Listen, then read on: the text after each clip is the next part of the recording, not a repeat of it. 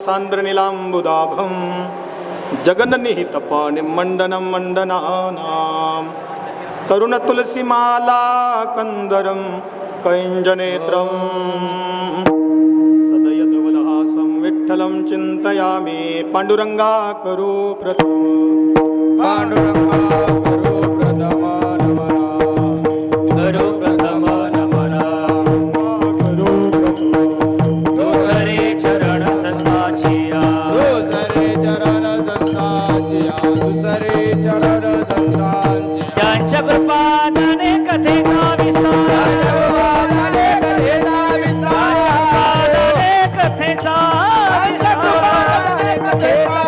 बाबाजी सद्गुरुदास तुका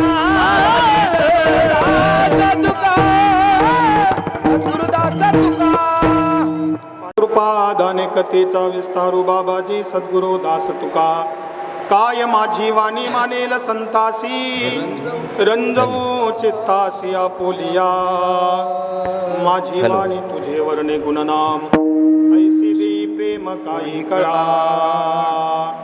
मस्तक हे पायावरी वार करी संतांच्या सेवे लागी सेवक झालो तुमच्या लागलो निज चरणा थोडा विकूया लागलो निज चरणा तुमच्या लागलो निज चरण विकू विकू सेवे लागी सेवक झालो तुमच्या लागलो निज चरण तुमच्या लागलो निज चरण तुमच्या लागलो हे सेवे लागी सेवक झालो तुमच्या लागलो आहो स्वामी तुकया देवा यावरी न करब अभे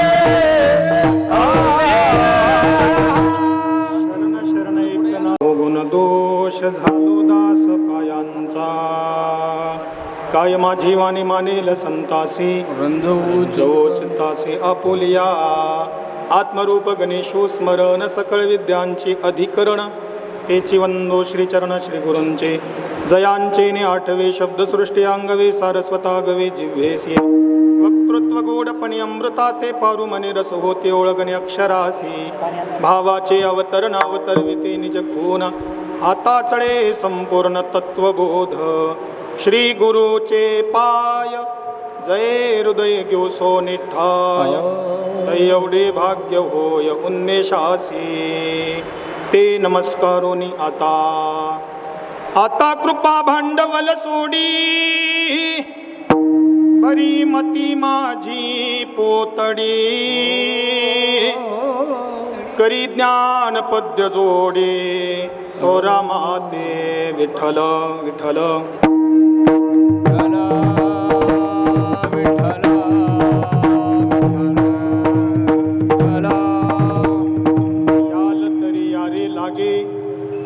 याल तरी यारे लागे अवघे माझ्या मागे मागे आज देतो पोट भरी पुरे म्हणाल थोवरे प्रस्तुत प्राप्त प्रसंगी प्राप्त स्थली कीर्तन रूपे सेवेसाठी निवडलेला अभंग जगद्गुरु जगद्वंदनीय संत श्रेष्ठ श्री तुकोबरायांचा काल्याच्या प्रकरणातील 4 चरणाचा अभंग असून जगद्गुरु संत श्रेष्ठ श्री तुकोबराय प्रस्तुत अभंगातून गोपाळांना आश्वासन देतात विठ्ठल हरी विठ्ठल हरे हरे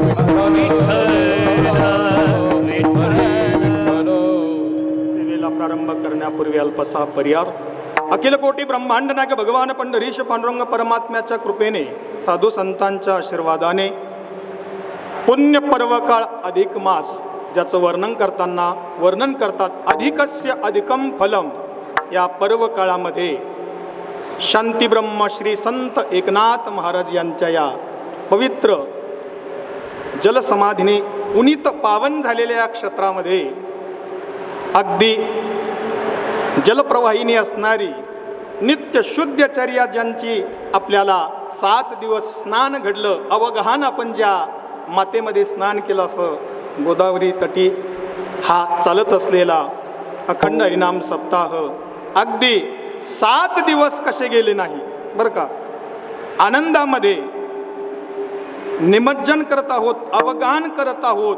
भगवान संत श्रेष्ठ श्री माऊली सांगतात, ऐका, अमृताचा वर्षाव चालू आहे आणि अमृताचा वर्षाव चालत असताना अमृताची 7वा कोडी लागो का अनुघडी. जसं अमृताचा वर्षाव चालावा आणि वर्षाव चालू यात नवल नाही, अमृताची झडच लागली आहे. जसं ती अमृताची झड लागली, ती झड लागल्यानंतर कुणालाही नको वाटती, तसा हा सोहळा आहे विठ्ठल. हर हरी विठ्ठल विठ्ठल. प्रातस्मरणीय वैकुंठवासी रामराव महाराज देसाई यांचं पुण्यस्मरण या उचिताने आपण साधत आहोत. या कार्यक्रमाचे आयोजक जे आहे ते हृदया भिन्न असणारे आमचे परममित्र बरं का. फक्त हृदय आमचं भिन्न आहे, मात्र आम्ही जीवश्च कंठश्च आहोत. हृदया भिन्न असणारे आमचे संत चरित्रकार सोमनाथजी महाराज जुनघरे. त्याच पद्धतीने वेळोवेळी आम्हाला ज्यांचं सहकार लागलं असं बाबाजी या ठिकाणी बरं का. वेळोवेळी अगदी सहकार्य ज्यांनी आम्हाला पहिल्यापासून शेवटच्या काल्याच्या कीर्तनापर्यंत सहकार्य केलं, पूजनीय महाराज या ठिकाणी आहेत. सर्व आयोजक मंडळी तर आहेत, यात नवल नाही, पण अगदी ज्येष्ठ श्रेष्ठ धुरंधर मंडळी वारकरी संप्रदायातील वैष्णव टाळकरी, ज्यामध्ये प्रथमतः अण्णा असतील, संगीत विशारद असणारे आमचे अमोल महाराज असतील, इकडं रामेश्वर बाबा असतील, इकडं उत्तम ज्यांच्या नावामध्येच उत्तम आहे अशी पहिली चाल ज्यांनी सुरेल अशी सखोल अशी गायली बरं का. रात्रीची चाल, आताची चाल, फक्त वातावरण जरा आतमध्ये असल्यामुळे वातावरण निर्मिती झाली नाही, पण अगदी त्याही परिस्थितीवर मात करत सुरेल अशी चाल ज्यांनी गायली. बाबाही खाली बसले आहे. तदनंतर आमचे इकडं सर्व या वारकरी शिक्षण संस्थेचं अध्ययन न करता, अगदी कुठंही न शिकता आपल्याला दररोज जे प्रदर्शन करतात आपल्या कलेच्या माध्यमातून आमचे सर्व गुरुबंधू मंडळ, यांच्यासाठी एकदा टाळ्या वाजवा. त्यांनी फक्त कीर्तनातच आपलं प्रदर्शन दाखवलं नाही, आपली सेवा केली नाही, तर 7 दिवस बरं का, 7 दिवस प्रत्येक पंक्तीला या मुली, या ताई आणि विद्यार्थी सेवा करत होते. विठ्ठल हर हरी विठ्ठल आपल्याला ही लाईव्ह सेवा करणारे आमचे बंधुवत, अगदी ठाम ठाम रोक ठोक ज्यांचा स्वभाव आहे, जे काही बोलायचं ते अगदी तोंडावर बोलायचं, पण मन मिळावू स्वभाव, प्रेमळ व्यक्तिमत्व आमचे ब्रह्मांड नायक चॅनलचे बरं का गणेशजी महाराज, बरोबर ना, हा, यांच्याही चरणी बरं का. खूप एकदम अगदी स्पष्ट वक्ता, सुखी भव, जे काही बोलायचं ते तोंडावर बोलायचं असे असणारे, अगदी स्पष्ट वक्ता असणारे ब्रह्मांड नायक चालकाचे मालक या ठिकाणी आपल्या कॅमेरासहित उपस्थित आहे. मला कॅमेरामध्ये कॅचअप करत आहेत. ज्यांच्या हातातून आपण मृदंग ऐकत आहोत आमचे माऊली महाराज, आदी करून सर्व इथं श्रोत्रे मंडळी, अगदी सर्व पारायणामध्ये जवळजवळ पाठ झालेले चेहरे आणि नवीनच अगदी ज्यांची काल संत पंगत झाली अशी आपल्या रायगड जिल्ह्यातील सर्व मंडळी या ठिकाणी उपस्थित. सर्वांच्या सानिध्यामध्ये केवळ अगदी पाऊण तासामध्ये आपल्याला सेवा करायची आहे. विठ्ठल हर हरी विठ्ठल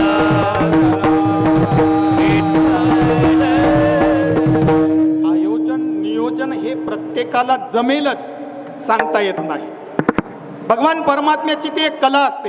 प्रत्येक कला हा भगवंत प्रत्येकाला देत नसतो. पण आमच्या गुरुबंधूंचा जर विचार केला तर आम्ही काही कालावधी 3 ते 4 वर्ष आळंदीला सहवासामध्ये राहिलो.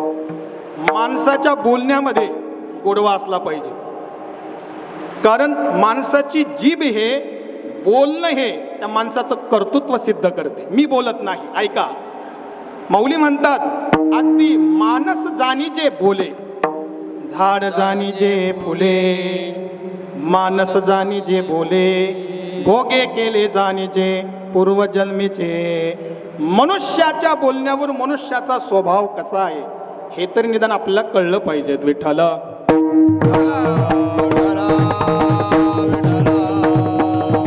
मन मोकळ्यापणाने बोलणं आणि मन मोकळ्यापणाने कारभार करणं हे जर पाहायचं असेल तर आमचे गुरुबंधू सोमनाथ महाराज आहे. विठ्ठल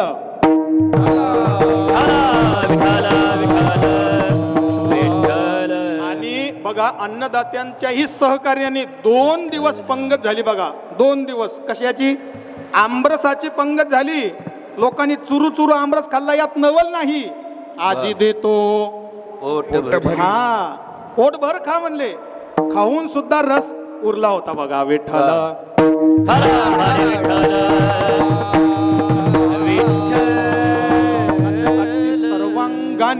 सर्वांगाने नटलेला हा सप्ताह आणि आज मात्र तो सप्ताह पूर्णतेकडे सांगतेकडे येत आहे. हे आजचं कीर्तन म्हणजे प्रसादाचं कीर्तन आहे.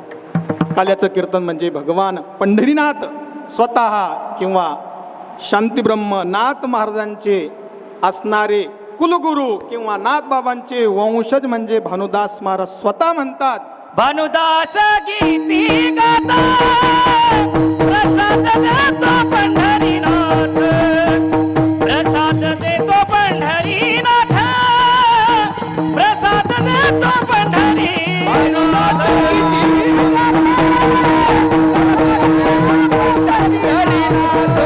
प्रसाद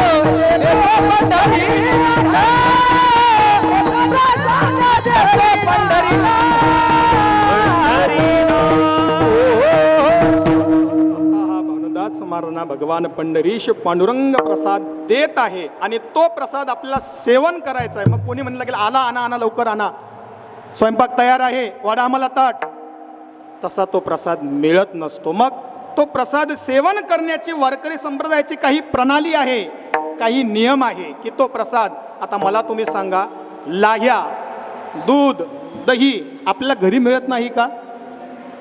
मिळतो तोही घरी आपला प्रसाद, पण तो प्रसाद रूपाने होत नाही. इथं जेव्हा भगवान परमात्म्याचं हा काला, त्या भगवान परमात्म्याचं चरित्र जेव्हा जेव्हा आपण ऐकतो तेव्हा काला होत असतो. ऐका, वारकरी संप्रदायामध्ये काल्याला अनन्यसाधारण महत्त्व आहे. सप्ताह 2 दिवसाचा, 3 दिवसाचा, 5 दिवसाचा, 7 दिवसाचा असू द्या, पण मात्र त्या सप्ताहाची सांगता पूर्णता ही काल्याच्या कीर्तनाने होते. एक काला म्हणजे भगवान परमात्म्याचं नाव आणि भगवान परमात्मा हरिनामाचा खिचडी काला, भगवान परमात्म्याचं नाव आणि भगवान परमात्मा हा एक काला आहे. तदनंतर जीवाचं आणि शिवाचं ऐक्य होणं हा एक काला आहे. तुका म्हणे काला मोठे अभेद, भगवान परमात्म्याच्या स्वरूपाला प्राप्त होणं, जीव शिवाचं ऐक्य म्हणजे काला आहे. आणि तिसरा काला जो सर्वांना श्रुत आहे, सर्वांना माहीत आहे, अगदी तो काला म्हणजे दही आणि लाह्याचा काला. विठ्ठल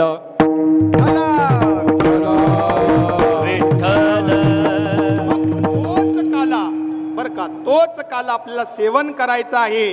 आणि तो सेवन करत असताना कशा पद्धतीने सेवन करायचं याची हातवटी जगद्गुरु संत श्रेष्ठ श्री तुकोबराय फार गोड वर्णन करतात. हेची अनुवाद सदा सर्व काळ करोने गोपाळ काला सेवो. भगवान संत श्रेष्ठ श्री तुकोबराय म्हणतात, हा काला सेवन करण्याची हातवटी कशी आहे, पद्धत कशी आहे बघा. हेची अनुवाद करोने, बघा गोपाळ काला सेवू, पण कशाचा अनुवाद करायचं, काय सांगायचं, कोणतं चरित्र सांगायचं की जेणेकरून आम्हाला हा प्रसाद त्या भगवान परमात्म्याचा प्राप्त होईल. तर त्या भगवान परमात्म्याचं चरित्र जेव्हा जेव्हा या कीर्तनामध्ये बरं का काल्याच्या या महिमामध्ये सांगितलं जाईल तेव्हा तेव्हा तो काला आपल्याला प्राप्त होईल. म्हणून त्या भगवान परमात्म्यातच चरित्र उच्चारावं असा दंडक संप्रदायाने घातलेला आहे. विठ्ठल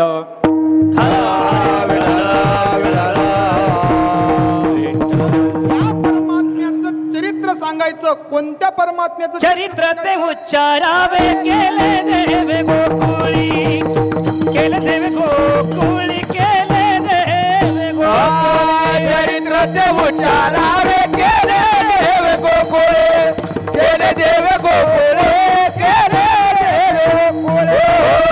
चरित्र ते उच्चारावे, केले देवे गोकुळी.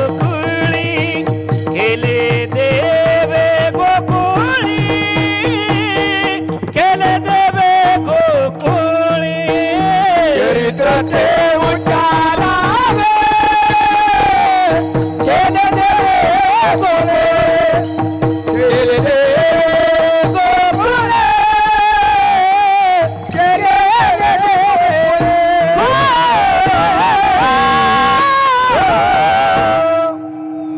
देवे गोकुळी केले ते चरित्र उच्चारावे. कोणता परमात्मा आहे त्याचं नाव दिलं नाही, पण देवे गोकुळी. मग कोण गोकुळी जन्मला? कृष्ण गोकुळी जन्मला. तो भगवान श्रीकृष्ण परमात्मा ज्या ठिकाणी अवतीर्ण झाला, जन्माला आला बरं का, ते चरित्र उच्चारावे. फक्त त्याचं उच्चारण करायचं आहे, आचरण मात्र करायचं नाही. शब्द फार गोड आहे, गोकुळी. गोकुळ म्हणजे काय? ऐका, गर्ग संहितेमध्ये फार याचं गोड वर्णन आलेलं आहे. जर कान देऊन जर ऐकलं तर आपल्याला माझी परिभाषा कळेल. कळतं ना तुम्हाला माझं बोलणं? कळते ना? वरून जात नाही ना? ऐका, कान देऊन ऐका.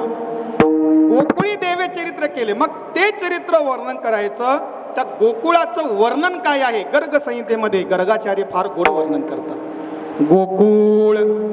गोकुळ म्हणजे काय? गो म्हणजे काय? गो म्हणजे गाय. वा, बघा इकडून असं उत्तर द्या. तुमचा रिस्पॉन्स, प्रतिक्रिया जोपर्यंत येईल तोपर्यंत चांगलं वाटेल. आता हे दिवसाचं कीर्तन आहे, रात्रीचं झोपण्याचं कीर्तन नाही. विठ्ठल.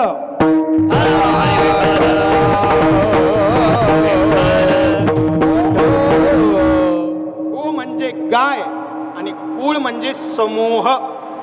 गायींचा समूह ज्या ठिकाणी आहे त्याला काय म्हणतात? गोकुळ. ऐका, किती गायी आहे गोकुळामध्ये? गर्गाचार्य गर्ग संहितेमध्ये वर्णन करतात. 5 अशी व्यक्ती आहे महत्वाच्या, ज्याला आताच्या काळामध्ये म्हणतात कॅबिनेट मंत्री. कोण म्हणतात? कॅबिनेट मंत्री. 5 असे आहे. 5. तुम्ही फक्त काय करा? कॅल्क्युलेशन करा, बेरीज वजाबाकी करा. मी जी बेरीज सांगतो ती प्रत्येकाला विचारणार आहे, लक्ष देऊन ऐका. 5 कॅबिनेट मंत्री आहे. त्यांच्याकडे किती गायी आहे याचा खुलासा गर्गाचार्यांनी गर्ग संहितेमध्ये केलेला आहे. पहिले कॅबिनेट मंत्री आहे ज्याला उपनंद म्हणतात. काय म्हणतात? उपनंद. दुसरे कॅबिनेट मंत्री आहे नंद. तिसरे कॅबिनेट मंत्री आहे ऋषभानू. चौथे कॅबिनेट मंत्री आहे ऋषभानू वर. आणि 5वे कॅबिनेट मंत्री आहे नंदराज. विठ्ठल. हरी विठ्ठल. हरी विठ्ठल. उपनंद कोणाला म्हणतात? ऐका, उपनंदाची व्याख्या करत असताना स्पष्ट रीतीने गर्गाचार्य म्हणतात की ज्यांच्याकडे 5 लाख गायी आहे. किती? 5 लाख. हा, 5 लाख गायी ज्यांच्याकडे आहे ते आहे उपनंद. असे किती उपनंद आहे? बोला, किती उपनंद आहे? 9. 9 पाचा. हा, बोला ना तुम्ही. हा, बोला ना, असं मोकळ्या मनाने बोला. 45 लाख गायी ह्या कुणाच्या झाल्या? उपनंद. चला पुढे. तदनंतर आहे नंद. असे नंद किती आहे? असे नंद किती आहे?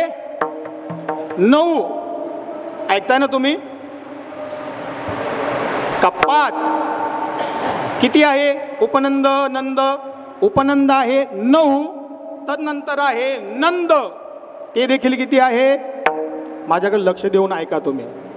तुमचे कान फक्त माझ्याकडे ठेवा, डोळे नसले तरी चालेल. विठ्ठल.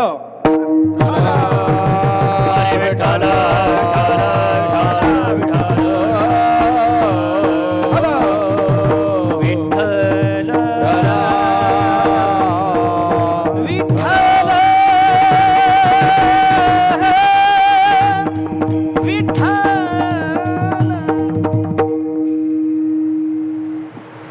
अबप श्री मार्तंड महाराज यांचं या ठिकाणी आगमन झालं आहे. त्यांचं सर्व ग्रामस्थांच्या, सर्व अगदी भाविक भक्तांच्या वतीने हार्दिक हार्दिक अभिनंदन. ऐका, 9 उपनंद आहे. प्रत्येकी उपनंदांकडे 5-5 लाख गायी आहे. 45 लाख ते झाले. तदनंतर नंद आहे 9, त्यांच्याकडे 9 लाख गायी आहे. 9 नाम 81, 45 लाख. तदनंतर 81 लाख. तदनंतर आहे 6 ऋषभानू. प्रत्येकीकडे आहे 10-10 लाख गायी. किती? 10 लाख बरं का. फक्त संख्या लक्षात ठेवायची, कॅल्क्युलेशन करायचं आहे. 6 ऋषभानू आहे. प्रत्येकीकडे आहे 10-10 लाख गायी, त्यांच्या झाल्या 60 लाख गायी. तदनंतर आहे वृषभानुवर, असे वृषभानुवर 2 आहे. एका वृषभानुकडे 50 लाख गायी आहे, असे वृषभानुवर 2 आहे, त्यांची झाली 1 कोटी. आणि याच्या पुढं ऐका आता, जे नंदराज आहे त्या नंदराजाकडे एकट्याकडे आहे 1 कोटी गायी. 45 लाख, 81 लाख, 60 लाख, तदनंतर 1 कोटी आणि तदनंतर पुन्हा अजून 1 कोटी. किती झाले हो? माहित नाही? प्रसाद तयार, मग बसायचं का लगेच? विठ्ठल हरी विठ्ठल, हरे हरे विठ्ठल.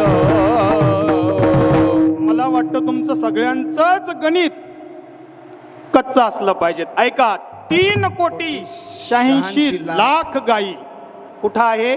गोकुळात. गोकुळामध्ये आहे. गोकुळात 3 कोटी 86 लाख गायी. फक्त कॅबिनेट मंत्री जे मुख्य आहे त्यांच्याकडे एवढ्या गायी आहे. आणि नंदराजांकडे किती आहे? नंदबाबाकडं 1 कोटी गायी. आणि आपण नेहमी कीर्तनामध्ये प्रमाण देत असताना प्रमाण देतो, आई मी तुझा एकुलता एक गाई लाखी तू 9 लाख. भगवान परमात्म्याकडे 9 लाख गायी आहे. फक्त आपण सांगतो, पण तुकोबाराने निर्देश करताना, वर्णन करताना स्पष्ट वर्णन केलेलं आहे. राखी तो भगवान परमात्म्याने फक्त 9 लाख गायी राखलेल्या आहेत. त्या बी कोणत्या? ज्या गायी अतिशय चंचल आहे, चपळ आहे, त्या भगवान परमात्म्याने राखलेल्या आहे. म्हणून 9 लाख गायी आहेच. मग बाकीच्या ज्या 91 लाख आहे त्यासाठी अनेक भाविक भक्त, काही सेवक मंडळी त्या सांभाळतात. विठ्ठल हरी विठ्ठल, विठ्ठल विठ्ठल. अशा ज्या गोकुळामध्ये किती गायी आहे? 3 कोटी 86 लाख. बरं का, त्यातले आपण सदस्य, ग्रामपंचायत, ग्रामसेवक, सरपंच, सभापती, आमदार, खासदार हे वेगळे राहिले. अजून 5-5, 10-10 हजार, 20,000, 50,000 धरून चाला. किती गायी होतील? त्याचं मोजमाप नाही, गणित नाही. मग अगणित असणाऱ्या या गोकुळामध्ये एवढ्या गायी आहे.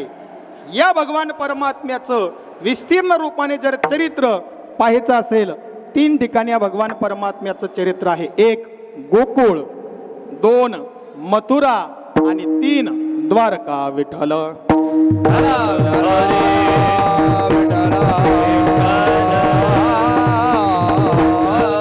गोकुळामध्ये, मथुरेमध्ये आणि द्वारकेमध्ये या भगवान परमात्म्याचं चरित्र आहे.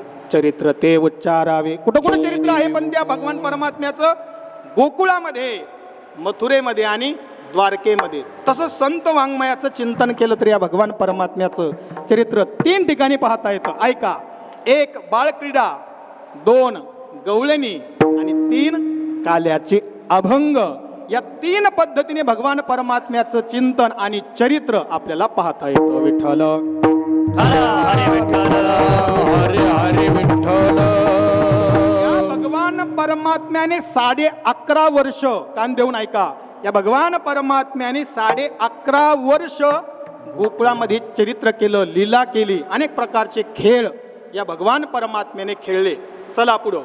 तदनंतर या भगवान परमात्म्याने, या भगवान परमात्मा कुठं गेला? तर हा भगवान परमात्मा मथुरेला गेला. मथुरेला गेल्यानंतर हा भगवान परमात्मा, तिथं काही काला भगवान परमात्म्याने केला नाही.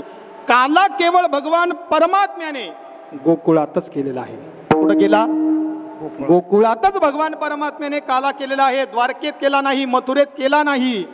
जर हा भगवान परमात्मा बघा, जेव्हा मथुरेमध्ये जातो तिथं कंसाचा भगवान परमात्म्याने संहार केलेला आहे. चाणूर, मुष्टिक आदी करून अनेकांचं वध भगवान परमात्म्याने केलेला आहे.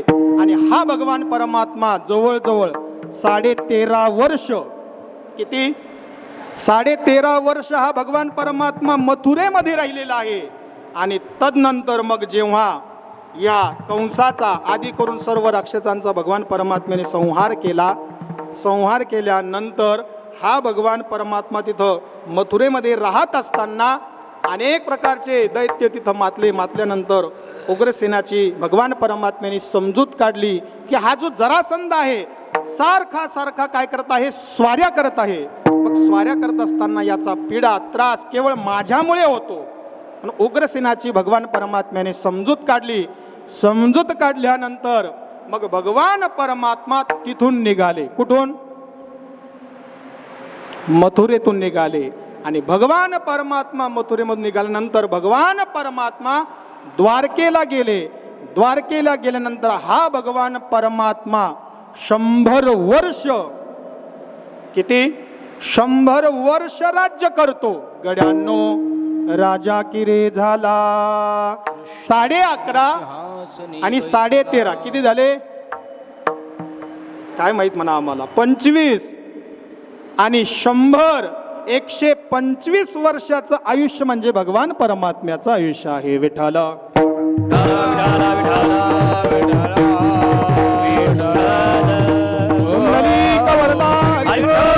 श्री ज्ञानदेव तुकाराम पंढरीनाथ भगवान की ज्ञानेश्वर त्या भगवान परमात्म्याने गोकुळामध्ये जे चरित्र केलं तेच चरित्र आजच्या या काल्याच्या कीर्तनामध्ये सांगायचं असतं, वर्णन करायचं असतं. वारकरी संप्रदायाचा दंड कसा आहे की कीर्तनकारास बांधलेला असतो.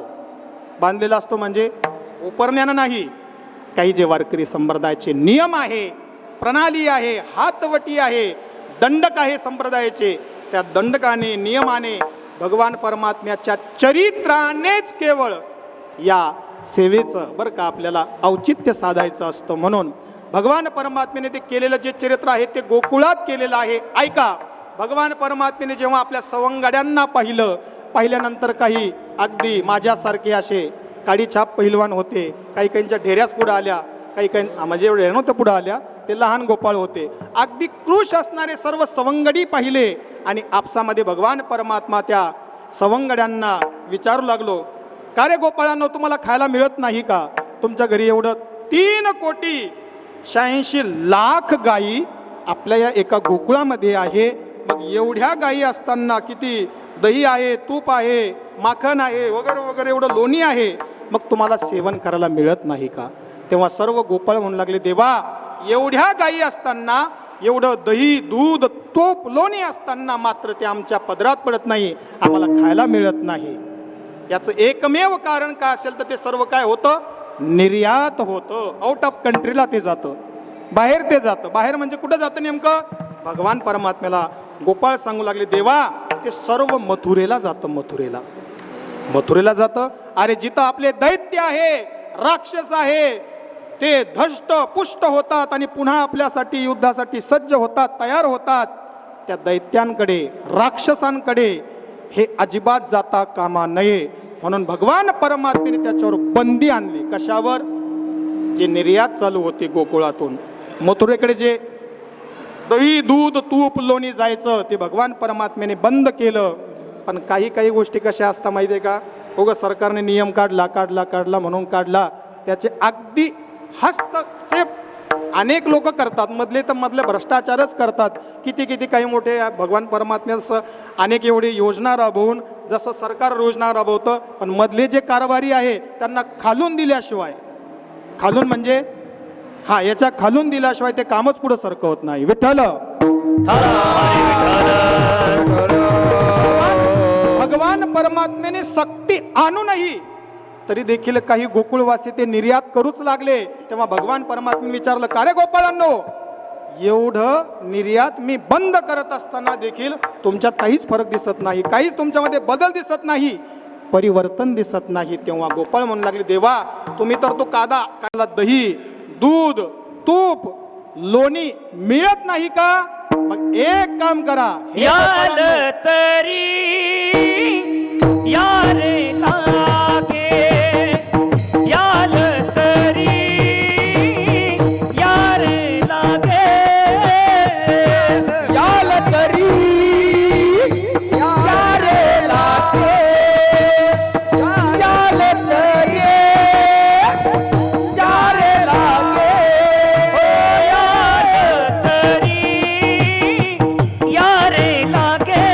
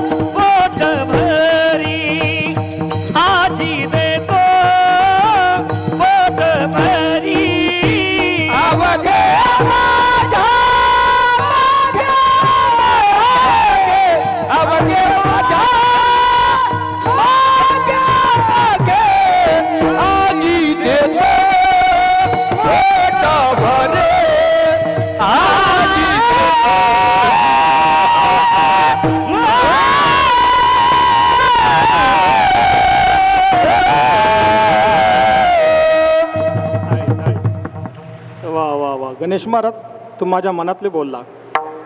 काय स्वर असता बघा, भगवान परमात्म्याची ही देण आहे. एका महापुरुषाचं वाक्य मला आठवतं बघा, स्वर ब्रह्म, नाद ब्रह्म आणि शब्द ब्रह्म हे तीन जेव्हा एकत्रित होतात तेव्हा कीर्तनामध्ये परब्रह्म निर्माण होतं. विठ्ठल विठ्ठल स्वर ब्रह्म एकमेव असं आहे की ते स्वतःला आनंद प्रदान करतो, यात नवल नाही. इतरांना सुद्धा ते अंग सहज डोलतं. काही राग असे आहेत बघा की ते राग आळवले, शिवरंजनी राग बरं का, आळवल्यानंतर अंतःकरणाला पाजर फुटल्याशिवाय राहणार नाही, पण ते अशा कंठातून आले पाहिजेत. विठ्ठल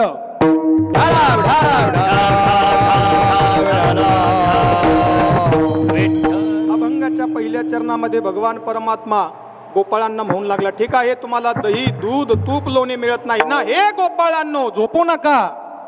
ते झोपत नव्हते, त्यांना जेवणच करायचं होतं अगोदर, नंतर पुन्हा हा ऐका.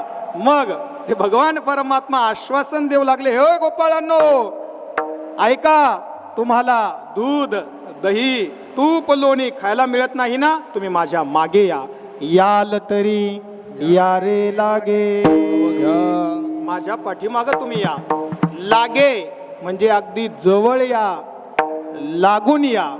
या लागे शब्दामध्ये फार मार्मिकपणा भगवान परमात्मा सांगत आहे. लागे या म्हणजे जवळ या, समीप या आणि निकट या, चिटकून या. थोडक्यात सांगायचं म्हणजे जर आपण आषाढी वारीला जात असाल तर आपल्याला सर्वांना श्रुत आहे, जेव्हा नंबरच्या दिंड्या चालतात आणि त्या नंबरच्या दिंड्यांमध्ये जर थोडासा अवकाश पडला, थोडंसं अंतर पडलं, इतर लोक त्यामध्ये शिरतात. इतर म्हणजे जे टिंब आहेत, हा फक्त जे गोळा करण्यासाठीच येतात, वारीसाठी येत नाही, ते मध्यंतरी घुसतात. म्हणून हे भगवान परमात्मा गोपाळ सांगत असताना इतर कोणी चंचल वृत्तीचे आपल्या पाठीमागे शिरता कामा नये म्हणून लागे. माझ्या सवंगड्यांनो, माझ्या गड्यांनो, माझ्या गोपाळांनो, मित्रांनो, लागे माझ्या, तुम्ही लवकर जवळ या, समीप या, निकट या, अवघे सर्वांनी या. सर्वांनी निवडा निवड केली नाही भगवान परमात्म्याने, सर्वजण या. निवडा निवड करतो तो जीव आहे आणि सर्वांना एकत्रित घेऊन जो चालतो तो भगवान परमात्मा आहे. ऐका, भगवान परमात्मा जर निवडा निवड करू लागले तर त्याला कोणी भगवान परमात्मा म्हणत नाही. निवडा निवड करणं हे जीवाचा स्वभाव आहे, परमात्म्याचा स्वभाव नाही. कारण या भगवान परमात्म्याने, भगवान परमात्मा स्वतः 14व्या अध्यायामध्ये ज्ञानेश्वरीच्या सांगतात, ऐका, या लागे मी पिता, महत ब्रह्म हे माता, अपत्य पंडू सुता जगदंबरू. माझं सर्व हे ब्रह्मांडामध्ये असणारा प्रत्येक जीव माझं अपत्य आहे. आंधळ्या पांगळ्यांचा एक विठोबा दाता काय आहे, प्रसवला विश्वतोची हा भगवान परमात्म्याने एवढी सृष्टी निर्माण केली की आपले सर्व बालक म्हणून, आपले सर्व ममय वंशो जीव लोके, माझं सर्व हे जीव अंश माझंच आहे, माझ्यापासून निर्माण झालेला आहे. म्हणून भगवान परमात्मा निवड न करता सर्व गोपाळ म्हणतो, अवघे सगळे, अगदी सगळेजण माझ्या पाठीमागे या. ऐका आता यातलं पुन्हा मार्मिक, जर भगवान परमात्मा निवडा निवड करू लागला तर त्याला कोणी देव म्हणणार नाही. आणि जीवाचा स्वभाव आहे की निवडा निवड करणं. कल्पना करा, एखादा जर खोडसर मुलगा असेल, खोडसर मुलगा अगदी त्या गल्लीमध्ये ताप दिला, अगदी त्रास त्या मुलाने दिला, तर लगेच काहीतरी बाहेरचे मंडळी म्हणतात, कोण मुलगा आहे वा, सारखं खोड्या करतो, सारखं काहीतरी करतो, चल बिचल करतो, चंचल आहे, स्थिर नाही. लगेच जवळच्या म्हणतात, महाराज आमच्या गल्लीतला नाही, पलीकडच्या गल्लीतला आहे. पलीकडच्या गल्लीमध्ये जाऊन विचारलं, का हा मुलगा कुठला आहे, महाराज आमच्या गावातला नाही, आमच्या गावातला नाही, दुसऱ्या गावाचा आहे. दुसऱ्या गावात जाऊन विचारलं, हा मुलगा कुठला आहे, आमच्या गावाचा नाही, तालुक्याचा आहे, जिल्ह्याचा आहे, राज्याचा आहे, वगैरे वगैरे. जीवाच्या ठिकाणी निवडा निवड आहे. पण ऐका, जेव्हा या जीवाची निवडा निवड थांबेल आणि जीव जेव्हा निवडा निवड करणार नाही, तो जीव राहणार नाही, तो साक्षात कोण होणार आहे, देव होणार आहे. तुकोबरा एका ठिकाणी सहज स्पष्ट वर्णन करतात, जे का रंजले गांजले त्याशी मने जो आपुले तोची सागोळ खावा देव तेथेची जाणावा. निवडा निवड जेव्हा जीवाची थांबते तेव्हा तो जीव राहत नाही, तो शिवदशेला प्राप्त होतो विठ्ठल.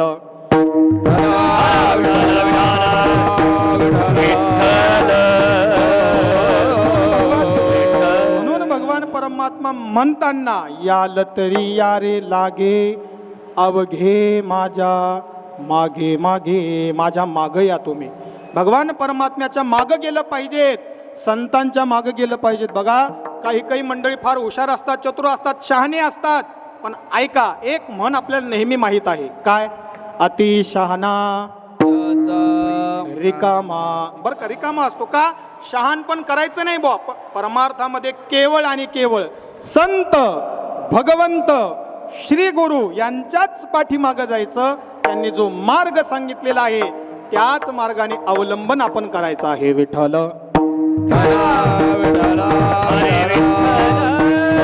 भगवान परमात्मा म्हणतात माझ्या मागे या तुम्ही, माझ्या पुढे जाण्याचा प्रयत्न करू नका, कारण जीवाला कुठं जायचं कसं जायचं हे माहीत नाही.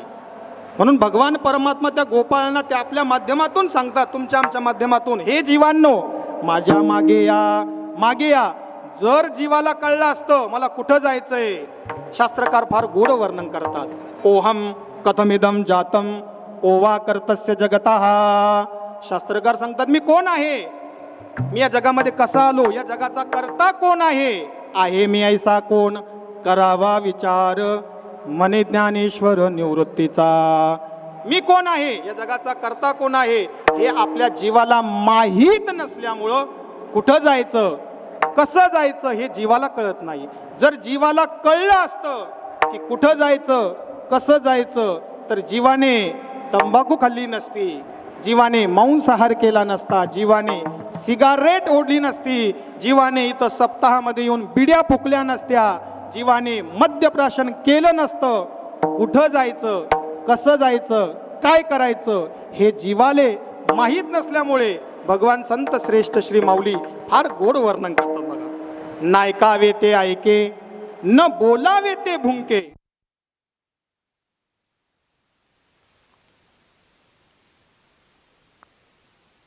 आज देतो पोट भरी, आज देतो पोट भरी, आज देतो पोट भरी, आज देतो पोट भरी, आज देतो पोट भरी, आज देतो पोट भरी, आज देतो पोट भरी.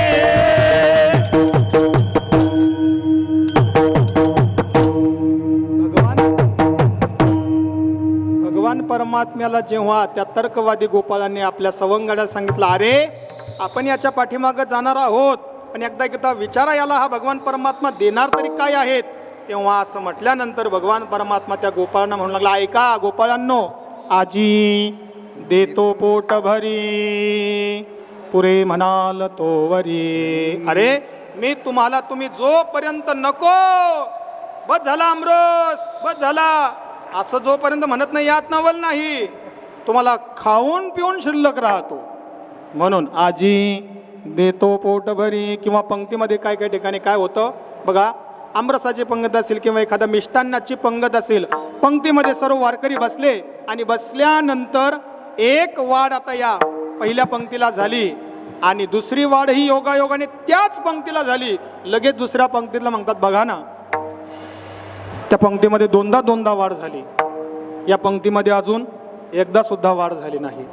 म्हणून कितीही खाल्ल्यानंतर नेहमी वासना शिल्लक राहू शकते. मग पोट भरी देतात याचा अर्थ काय तर तुम्ही जोपर्यंत नाही म्हणणार तोपर्यंत मी तुम्हाला आजी देतो पोट भरी पुरे म्हणाल तोवरी. मी मात्र तुम्हाला अगदी गोपाळ तुम्ही जोपर्यंत नाही म्हणत नाही भगवंता बस कृष्णा बस असं तुम्ही जोपर्यंत म्हणत नाही तोपर्यंत मी तुम्हाला हे दही भाताचं बरं का काला मी तुम्हाला देणार आहे. असं म्हटल्यानंतर जो तर्कवादी गोपाळ होता त्याच्या शंकेचं निरसन झालं आणि निरसन झाल्यानंतर तो म्हणला ठीक आहे आता बिंदास या भगवान परमात्म्याकडे चाला, याने आपल्याला जे आश्वासन दिलेलं आहे आत आपला भगवान परमात्मा पोट भर देणार आहे, भरपूर देणार आहे असं म्हणल्यानंतर तो गोपाळ जो तर्कवादी होता तोच लगेच भगवान श्रीकृष्ण परमात्म्याच्या नावाने कृष्ण की जय हो, कृष्ण की जय हो. मोठमोठ्याने बोलू लागला. आणि मोठमोठ्याने बोलत असताना भगवान परमात्मा म्हणला, ठीक आहे बाबा ना, तुम्ही माझ्या पाठीमागे येणार आहे, पण असा आवाज करू नका, जय घोष करू नका. मग कसं या अभंगाचं तिसरं चरण. हळू हळू चाला, हळू हळू चाला, हळू हळू चाला, हळू हळू चाला, हळू हळू चला, हळू हळू चला, हळू हळू चला,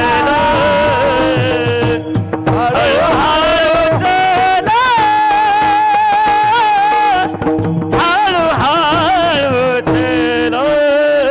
कोणी कोणाशी न बोला, कोणी कोणाशी न बोला, आधी देतो पोट भरी, आधी देतो पोट भरी, आधी देतो पोट भरी, आधी देतो पोट भरी. कोणी कोणाशी बोला, कोणी कोणाशी बोला, आजी देतो पोट, आधी देतो पोट भरी, आजी देतो पोट, आजी देतो.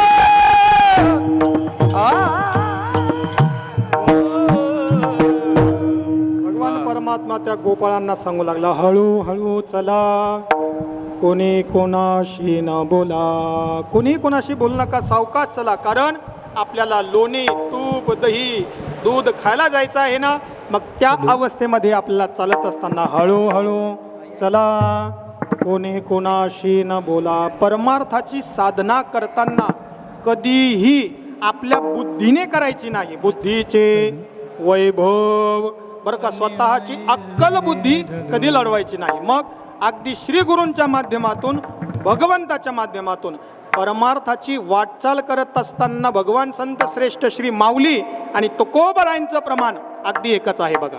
हळूहळू चला, हळूहळू ढाळे ढाळे, बोला हळूहळू ढाळे ढाळे, केतुले नेके वेळे, मार्गाची निबळे निश्चित ठाके. हळूहळू हळूहळू चालण्यामध्ये काय माहिती का बरं का, एखादी ओवी असेल, एखादं प्रमाण असेल, जेव्हा आपल्या कंठामध्ये, आपल्या मुखामध्ये बसत नसेल. गुरुच्या मुखातून एक वाक्य फार गोड ऐकले बघा, ऐका.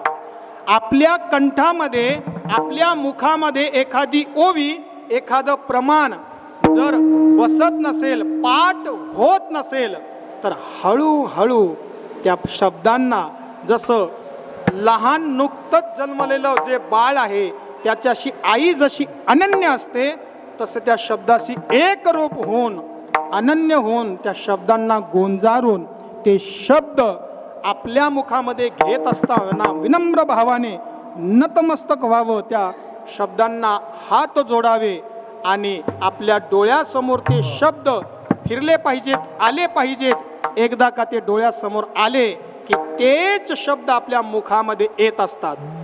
मनुष्य हा शब्द दारिद्र्य नसला पाहिजे, शब्द पांडित्य नसलं पाहिजेत, पण शब्द दारिद्र्य नसलं पाहिजे. शब्द हा बहुसार, तो देव होय शब्दाचा चमत्कारू. माऊली म्हणतात, ऐका, हा शब्द हा आपल्याला जर आपल्या मुखात घ्यायचा असेल, आपल्याला अवगाहन करायचं असेल, हळू हळू एक एक शब्दाशी खेळत असताना, एक एक शब्दाशी स्पर्श करत असताना माऊली म्हणतात, हळुवार पण. कशापणे हळुवार? अहो इतकं हळुवार, जसं माऊली म्हणतात, ऐका 13व्या अध्यायामध्ये, एखादं भ्रमर, एखादा भुंगा त्या फुलावर जेव्हा मकरंद सेवन करतं, मकरंद सेवन करत असताना त्या फुलावर जेव्हा ते भ्रमर, भुंगा बसतो, बसल्यानंतर इतक्या हळुवारपणाने त्यातला मकरंद सेवन करतो की त्या फुलाला सुद्धा कळत नाही. इतका कुचुंबेल केसर या शंका. बघा माऊली किती गोड वर्णन करतात बरं का. कुचुंबेल केसर या शंका का. विठ्ठल विठ्ठल हरे विठ्ठल विठ्ठल. भगवान संत श्रेष्ठ श्री माऊली सांगतात की त्या भ्रमराचे एक वैशिष्ट्य असं आहे. कुचुंबेल केसर या शंका. ते ठेवत असताना इतक्या अलगत पाय त्याच्यावर ठेवतं त्या फुलाला सुद्धा कळत नाही. एवढा हळुवारपणा, एवढी हातवटी सांगत असताना त्याची पद्धत, तुकोबरांनी जी प्रणाली अगदी सांगितलेली आहे तीच प्रणाली माऊलींनी अनेक दृष्टांताच्या माध्यमातून, ओव्यांच्या माध्यमातून आपल्याला सांगितलेलं आहे. का भ्रमवा का फुलावरी पाय ठेवी ती हळुवार कुचुंबेल केसर या शंका. मग तद्वत रीतीने परमार्थाची साधना करत असताना सुद्धा हळू हळू चला. कोणाशी न बोला. बोलत असताना कुणाशी अवाच्य ते टाळी. जिभची गा. माऊली म्हणतात अवाच्य जे आहे, जे बोलण्यासारखं नाही त्याच्या जिभेवर सुद्धा येत नाही. बोलू नये. अनंत वाचाळ बरळती बरळ. माऊली म्हणतात काय करावं.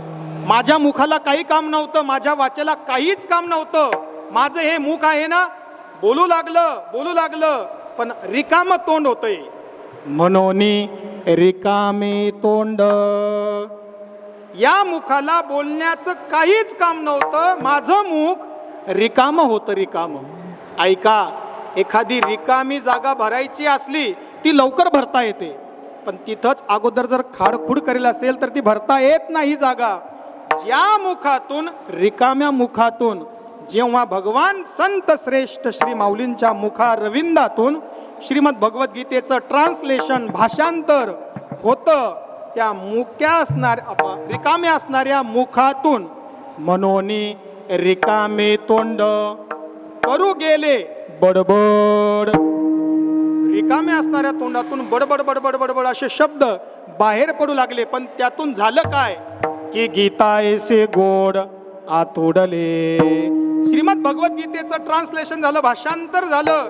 या श्रीमद भगवद्गीतेचं ट्रान्सलेशन, भाषांतर म्हणजे ज्ञानेश्वरी, आणि त्या ज्ञानेश्वरीचं पारायण आपण केलेलं आहे. विठ्ठल हरे विठ्ठल विठ्ठल. बोलत असताना समाज उपयोगी असेल, समाजाच्या हिताचा असेल असंच बोललं पाहिजे. साचानी मवाळ मितले. बघा शब्द काय आहे. 8 दोष विवर्जित वाणी असली पाहिजेत. आटो वेगो विंदानो आशा शंका प्रतारनो हे संन्यासिले अवगुणो जिया वाचा मधुरावाणी होती. अगदी त्यांच्या मुखारविंदातून शब्द येत असतात. शब्दच येत नाही माऊली म्हणतात. त्यांच्या मुखातून आली मुखा वाटे अमृत. कोणी कोणाशी न बोला पण असं बोला की जेणेकरून हळूहळू चला. कोणी कोणाशी न बोला जेणेकरून काहीतरी समाज उपयोगी आपल्या मुखातून बाहेर पडेल. पण आपल्याला मात्र गोपाळांनो या ठिकाणी चोरीला जायचं आहे ना, म्हणून आपसामध्ये गोंधळ करू नका, डिवचा डिवच करू नका, इकडे तिकडे पाहू नका. कारण जे सत्यत्व आहे, जे नश्वर न होणार आहे, जे टाकाऊ नाही, असं सेवन करा.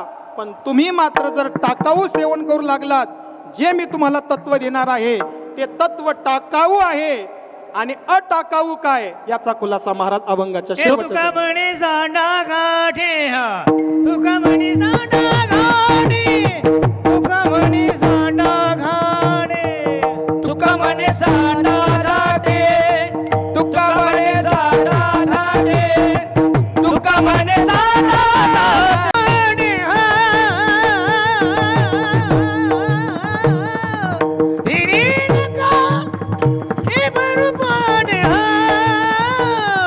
आजी देत बोट. आजी देत बोट भरी.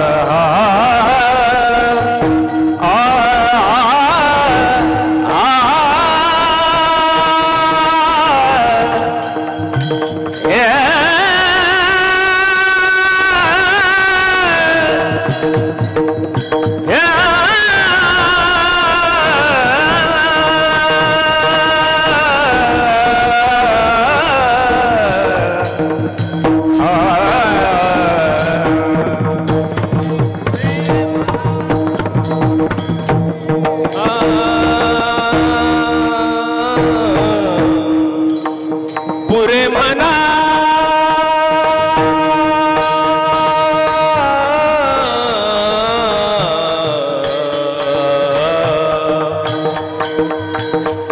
ए देवा देवा देवा देवा देवा देवा पुरे म्हणा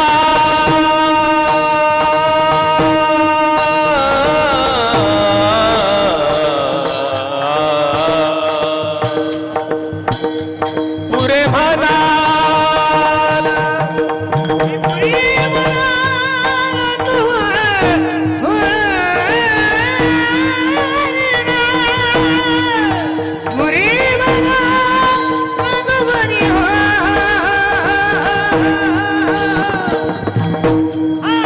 आजी देतो पोट भरी आजी देतो पोट भरी आजी देतो पोट भरी आजी देतो पोट भरी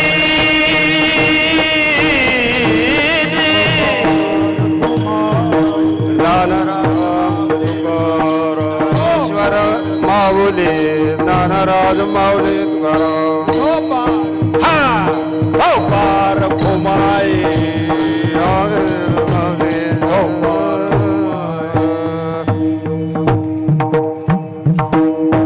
तुका म्हणे सांगा गाठे तेने नका भरू पोटे आजी देतो चरणामध्ये भगवान श्रीकृष्ण परमात्मा गोपाळांना म्हणतात, अरे जे टाकाऊ आहे ते टाकून द्या, पै त्याज्य ते त्यजावया लागे. अरे जे टाकण्यासारखं आहे ते टाकून द्या, भलतं सलतं हाती घेऊ नका. नश्वर असणारं जे शरीर आहे हे टाकून द्या आणि यातलं जे अमरतत्व जे आहे की जे नैनम छिंदंती शस्त्रांनी नैनम दहती पावकहा असं असणारं जे शाश्वत पद आहे त्या पदाला प्राप्त व्हा असं भगवान श्रीकृष्ण परमात्मा गोपाळाला सांगत आहे.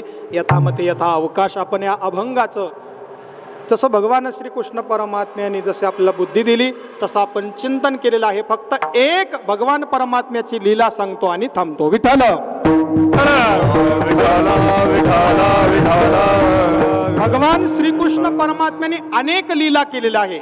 अनेक भगवान परमात्म्याची लीला आपल्याला सांगायला वेळ नाही, पण एक भगवान परमात्म्याची लीला, एक भगवान परमात्म्याने आपल्या जो अगदी जवळचा निकट असणारा जो पेंद्या आहे, पेंद्या, या पेंद्याची एक छोटीशी एक लीला सांगायची आणि आपल्याला थांबायचं आहे. ऐका, भगवान श्रीकृष्ण परमात्म्याचे सवंगडी एकत्रित यायचे आणि एकत्रित येऊन सर्व गायी चारण्यासाठी वनामध्ये जायचे. अनेक प्रकारचे खेळ खेळायचे. खेळ खेळल्यानंतर प्रत्येकाचा एक नियम असायचा. खेळ डाव जाऊ नको रडी अर्धानोबा खेळ डाव जाऊ नको रडी एकानोबा खेळ डाव जाऊ नको रडी कानोबा खेळ डाव जाऊ नको रडी किती करशील रे कुर्र घोडी किती करशील रे कुर्र घोडी अर्धानोबा खेळ डाव जाऊ नको रडी कानोबा खेळ डाव जाऊ नको रडी. आपल्या सवंग्यासोबत अनेक प्रकारचे नाना प्रकारचे खेळ भगवान परमात्मा खेळायचा. पण ऐका, दररोज येत असताना प्रत्येक गोपाळाने आपल्यासोबत काय आणायची आहे? न्याहरी आणायची आहे, आपली शिदोरी आणायची आहे. दररोज प्रत्येक गोपाळ आपल्या सवंगडी सोबत आपली शिदोरी आणायची, पण पेंद्या मात्र काहीच आणायचा नाही. मग आणायचं नाही म्हटल्यानंतर मग एक दिवस सर्व गोपाळ म्हणले, भगवंता कृष्णा, अरे आम्ही दररोज शिदोरी आणतो, दररोज आम्ही न्याहारी आणतो. बघा आता उपरनं सुद्धा सांगतंय उरका म्हणून, बरं का, झालं आता उरकलंच आपलं. पेंद्या मात्र काहीच आणत नाही, भगवंता काहीच आणत नाही. तेव्हा सर्व गोपाळ रागवले आणि रागवल्यानंतर सांगू लागले की हा पेंद्या काहीच आणत नाही. तेव्हा भगवंतानं सांगितलं, पेंद्या आज मात्र तुझी शिदोरी, तुझी न्याहारी आम्हाला खायची आहे. आणि काय बिकट अवस्था असते बघा. गोपाळ हे अगदी शुद्ध अंतकरणाचे अनन्य भक्त होते, पण एकमेव पेंदा असा अगदी फार गरीब कुटुंबातला असणारा हा पेंद्या, त्याच्या घरी मात्र काही गायी नाही, काही दही नाही तूप, दूध नाही तूप, लोण नाही, अशा अवस्थेमध्ये भगवान परमात्म्याने अट्टहास केला की आता तुला काहीतरी आणावंच लागेल शिदोरी म्हणून. काय करावं, घरात तर काही फुटकं सुद्धा कवडी नाही, काहीच घरामध्ये नाही. पण अशा अवस्थेमध्ये भगवान परमात्म्याने कृष्णाने आपलं सांगितलं ना काहीतरी शिदोरी आणली पाहिजेत म्हणून. घरामध्ये काहीतरी एक छोटंसं एक खापरामध्ये त्याला ताक मिळालं. कुणाला? सुदाम्याला दिसलं ते ताक, आणि आईला लपवून, आईला न कळत म्हणून ते ताक आपलं छोटंसं हातामध्ये घेतल्यानंतर त्या खापरामध्ये घेऊन आता सुदामा पेंद्या पळत आहे. आणि त्या दिशेने, कोणत्या दिशेने? ज्या दिशेने रानावनामध्ये आपले सवंगडी गेलेले आहे, सर्व सवंगडी एकत्रित बसलेले आहे. पहा प्रसंग डोळ्यासमोर आणा. अगदी सवंगडी एकत्रित बसलेले आहे आणि अशा अवस्थेमध्ये त्या पेंद्याने आपल्या जवळचं असणारं ताक भगवान परमात्म्याकडे नेत आहे. पण नेत असताना जसं जवळ सर्व सवंगडी दिसल्यानंतर पेंद्याला असं वाटलं, अरे जे ताक आपल्याला सेवन करायचं आहे, जे भगवान परमात्म्याला द्यायचं आहे, त्याची चव मात्र आपण पाहिली नाही. आंबट आहे का, शिळ आहे का, बासा आहे का, आईने कधी केलं, काय केलं, काहीच माहीत नाही. तसं तर 18-20 दारिद्र्य आपल्या घरामध्ये आहे. छोटंसं हे ताक दिसलं आणि ते मी घेऊन आलो, पण मात्र याची मी चव पाहिली नाही. जर आंबट असेल तर माझ्या कृष्णाला त्रास होईल म्हणून तो पेंद्या जवळचं असणारं त्या खापऱ्यातलं ताक असं टेस्ट, चव म्हणून घेऊ लागला. तेवढ्यात सर्व सवंगड्यांनी पाहिलं, गोपाळांनी पाहिलं, पहा कृष्णा पहा, तो पेंद्या किती कामचोर आहे, बघ देवा, तुला न देता तिथंच तो ताक काहीतरी पीत आहे. असं जेव्हा भगवान श्रीकृष्ण परमात्म्याने पाहिलं आणि पाहिल्यानंतर भगवान परमात्मा पळत आल्यानंतर भगवान परमात्म्याने ते जवळचं खापर, त्यामध्ये जो हात चव पाहत होता, कोण? पेंद्या, त्याची चव पाहत असताना भगवान परमात्म्याचा सहज अलगत हात त्या खापराला लागला आणि लागल्यानंतर ते जेवढं ताक होतं ते खापर सर्व खाली पडलं. ऐका आता पुढं.